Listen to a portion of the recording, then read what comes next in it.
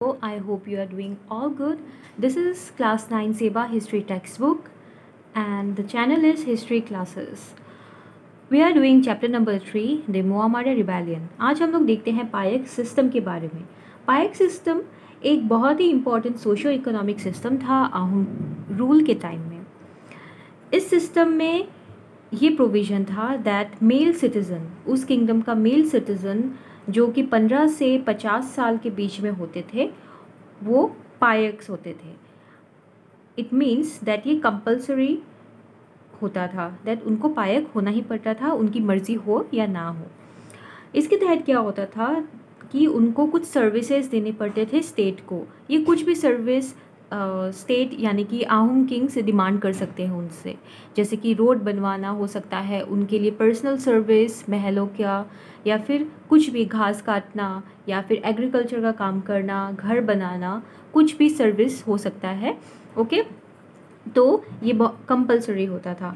तो इनिशियली एक गोट में गोट में 4 मेंबर्स होते थे या फिर 4 पायक्स होते थे, और each member had to render the service for 3 months. 3 महीनों के लिए उनको स्टेट के लिए काम करना होता था एक गोट को. ठीक है, तो लेकिन राजेश्वर सिंघा के टाइम पे उन्होंने क्या किया, एक गोट में 4 मेंबर की जगह उन्होंने 3 मेंबर कर दिया, तो जिसकी वजह से एक एडिशनल मंथ ऐड हो गया.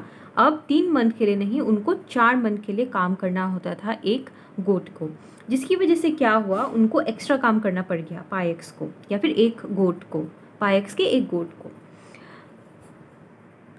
तो ये कैसे लिंक होता है पायक सिस्टम की वजह से, इस प्रेशर की वजह से मुआम्मार रिबेलियन का होने में भी बहुत बड़ा हाथ है. सो मुआम्मारियाज भी इन पायक सिस्टम से जुड़े हुए थे, और they were hard working common people, but they were not willing to accept this extra month. उनको प्रेशराइज फील हो रहा था. कैसे? क्योंकि पायक्स जो है उनको 2 भागों में 2 कैटेगरीज के पायक थे. एक का नाम था कनरी पायक और एक का नाम था चमुआ पायक. ये जो कनरी पायक थे they were in majority and they were the ones who were doing this menial labours, जो काम कर रहे थे स्टेट के लिए छोटे मोटे काम. बट जो चमुआ पायक थे वो थे पायक्स, लेकिन उनको एग्जेम्प्ट या फिर छूट दी गई थी from all this menial labours because may be they were of the higher status, और वो लोग छुटकारा पा लेते थे दे के पेमेंट ऑफ लैंड टैक्सेस. मतलब आहूम किंग्स को वो लोग लैंड टैक्स देकर उनके कामों से छुटकारा पा लेते थे.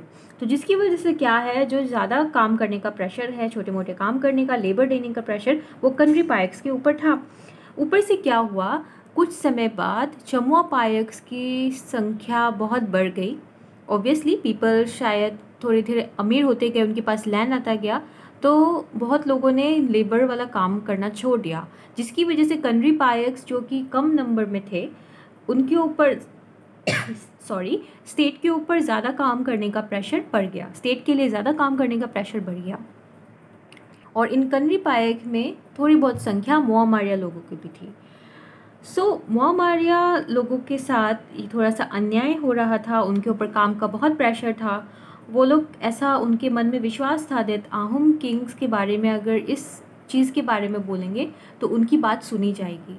बट धीरे धीरे उनको ये यकीन हो गया that Ahom kings are not willing to listen to their part of story, to their the pressure they are feeling. उनको जो भी प्रेशर हो रहा था काम के लिए, एंड उनकी ग्रीवांसेस को सॉल्व नहीं किया.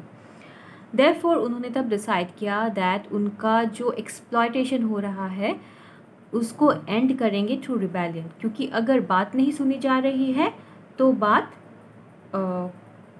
सुनवाई जाएगी थ्रू रिबेलियन. ओके, फिर एक इंसिडेंट होता है जिसको कहा जाता है कि it was the direct test of strength of Moamoria and signalling of the future rebellion. How to test the strength of disciples, कागिनी जो कि सन थे मुआम्मारिया महंत अष्टभुज के, उन्होंने सारे मुआम्मारिया फॉलोअर्स को बुलाया और उन्होंने अपील किया दैट वो कंस्ट्रक्ट करे एक बौर भेटी या फिर रेज्ड लैंड, मिट्टी से ही बना के लैंड, ज़मीन को है वो थोड़ा सा ऊंचा करके बनाए, बहुत बड़ा, इसलिए बौर भेटी नाम दिया हुआ है, एट मलो पोथा नियर जोरहाट. सो ये स्ट्रेंथ था कि ये टेस्ट था, ये फिर ये यकीन में बदल गया उनका कि that Moamorias are not only united, उनके पास स्ट्रेंथ भी है और उनके पास फ्यूचर रिबेलियन करने का भी ताकत है।